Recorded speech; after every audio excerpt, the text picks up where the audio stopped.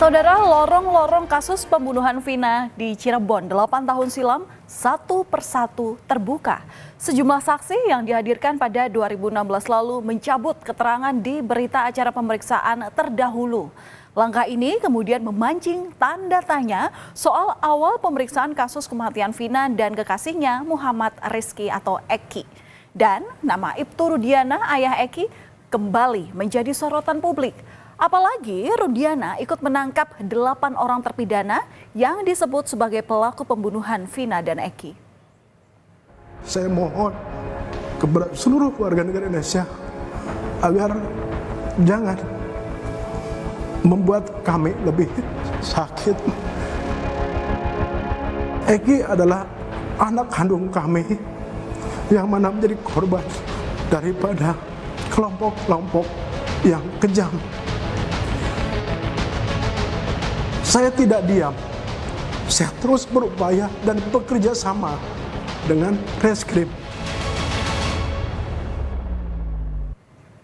Kalau Anda ingat saudara, ini adalah visual kali pertama Ibtu Rudiana buka suara setelah 8 tahun kasus kematian putranya dan Vina kembali ramai diperbincangkan publik. Dengan terisak, Rudiana menegaskan bahwa dirinya selama ini tidak tinggal diam. Rudiana berharap para pelaku yang tersisa dapat tertangkap. Namun, sejak pernyataan ini muncul ke publik, tepatnya pada Mei waktu lalu, ayah Eki justru irit bicara soal kasus Vina dan Eki. Pihak keluarga dari Vina bahkan hingga kini sulit menghubungi keluarga Eki. Kakak Vina yang bernama Marliana sudah berusaha menghubungi keluarga Eki beberapa waktu lalu sebelum film soal Vina ini hendak diangkat. Tetapi juga tak kunjung mendapatkan jawaban. Marliana mengungkapkan bahwa komunikasi dengan keluarga Eki sempat terjalin sejak awal hingga proses persidangan di tahun 2016 lalu. Namun dengan berakhirnya persidangan, putus pula komunikasi dari keluarga Vina dan juga keluarga Eki. Marliana pun merasa sendiri dalam perjuangannya untuk menuntut keadilan bagi Vina. Belum ada. Apa itu? Maksudnya harusnya seperti apa? Harusnya ada komunikasi kan? Ya saya menginginkannya sih seperti itu ya. Menginginkan komunikasi kepada beliau gitu. Cuman untuk sampai sekarang kami keluarga belum ada komunikasi. Terakhir komunikasi kapan, Mbak? Terakhir selesai persidangan itu. Tahun 2017 itu. Ya. Sampai sekarang belum ada. Sekarang belum. Sudah mencoba menghubungi atau gimana? Waktu proses awal sudah ya, cuman kan nggak diangkat gitu. Terus sampai sekarang nggak ini lagi kan, nggak mencoba menghubungi. WhatsApp atau apa juga sama? Nggak ada sama sekali ya ada komunikasi. Ibtu Rudiana atau ayah Eki memegang peranan penting dalam pengusutan kasus Vina. Hal itu terlihat dalam salinan berita acara pemeriksaan yang diduga menjadi milik dari saksi Rudiana. Dalam BAP itu, Rudiana menerangkan bahwa dirinya ini bersama dengan rekan-rekannya mengamankan 8 orang yang disebutnya sebagai pelaku pembunuhan di depan SMP Negeri 11 Kota Cirebon. Rudiana lalu membawa mereka ke Polres Cirebon Kota untuk diinterogasi. Padahal jika kita lihat di tahun 2016, Ibtu Rudiana bukan bagian dari Satuan Reskrim, melainkan menjabat sebagai Kasat Narkoba Polres Cirebon. Dan usai kasus Vina ini bergulir, saudara, Rudiana kemudian dipromosikan menjadi Kapolsek Kesambi Cirebon pada tahun 2022. Lalu sekarang jabatannya yakni sebagai Kapolsek Kapetakan. Sementara itu, teman Eki, Liga Akbar, mencabut beberapa poin dalam BAP yang saat itu tertulis di tahun 2016, yakni pernyataan soal ia bersama Eki dan Vina saat dikejar geng motor dan melihat keduanya dikejar serta dilempari batu oleh pelaku. Akbar di sini menjelaskan kejadian pada malam 27 Agustus 2016 itu memperlihatkan bahwa dirinya hanya bertemu dengan Eki dan Vina di SMA 4. Liga juga berpisah dengan Vina dan Eki. Liga waktu itu mengaku tidak melihat keduanya dikejar oleh geng motor. Dan Liga pun sudah menjelaskan ke penyidik bahwa dirinya tidak mengetahui kejadian kematian Eki dan Vina. Namun saat itu Liga terpaksa menandatangani BAP karena merasa tertekan saat proses pemeriksaan berlangsung. Liga Akbar juga menceritakan dirinya pernah berbincang dengan Rudiana beberapa hari pasca kematian Vina dan Eki. Dalam percakapan itu, Rudiana bertanya sejumlah hal soal Eki, termasuk apakah Eki memiliki masalah dengan orang lain. Liga menyampaikan bahwa saat itu Eki bilang memiliki masalah dengan Rivaldi alias Ucil, namun tidak merinci apa yang menjadi masalah itu.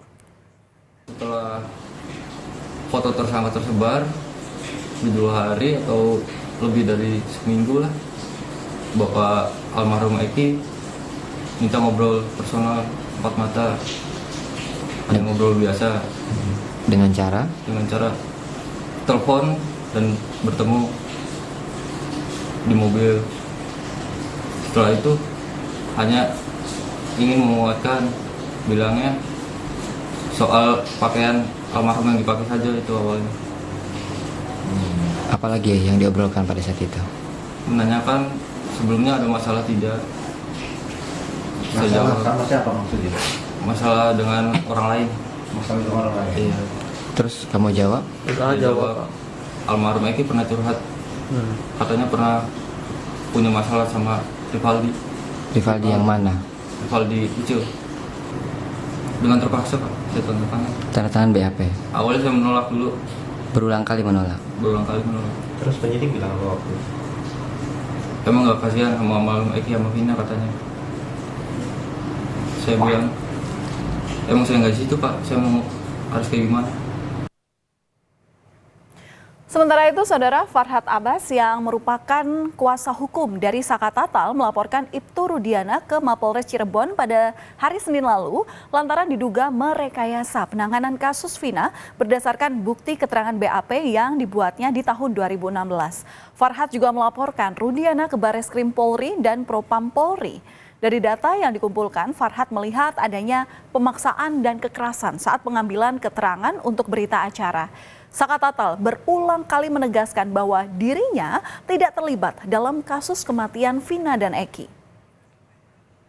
Yang kita laporkan membuat laporan palsu itu karena pelapor atau polisi pertama sebelum dilakukannya otopsi, dia sudah menyimpulkan bahwa ada luka tusukan atau sabetan benda tajam.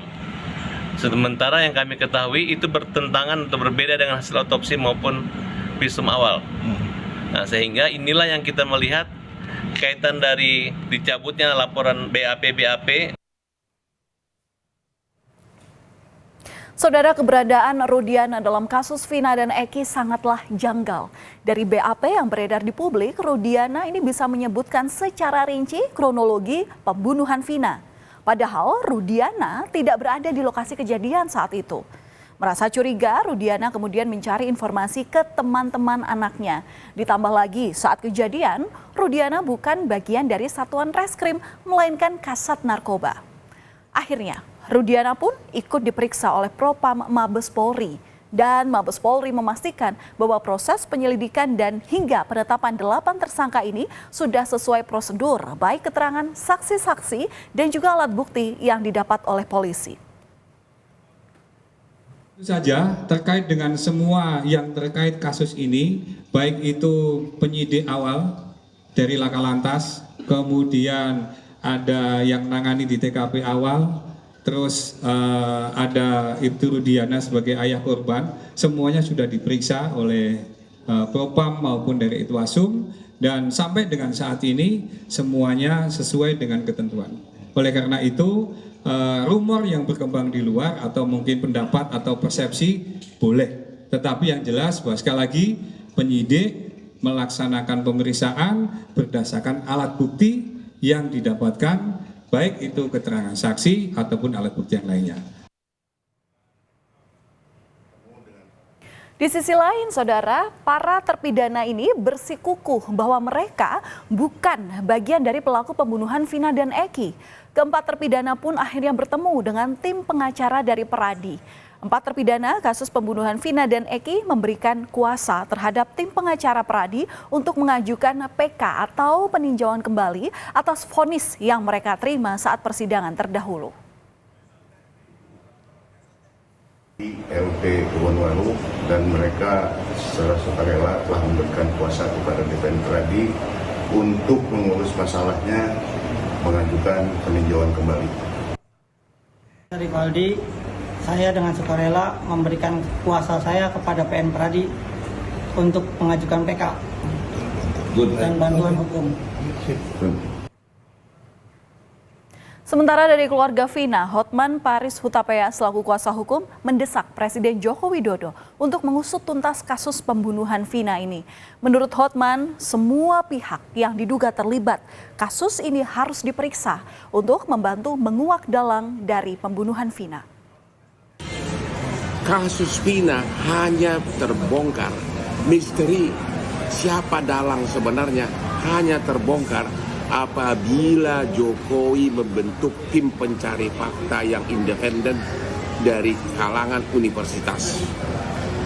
Kenapa saya mengatakan itu? Perkembangan terakhir,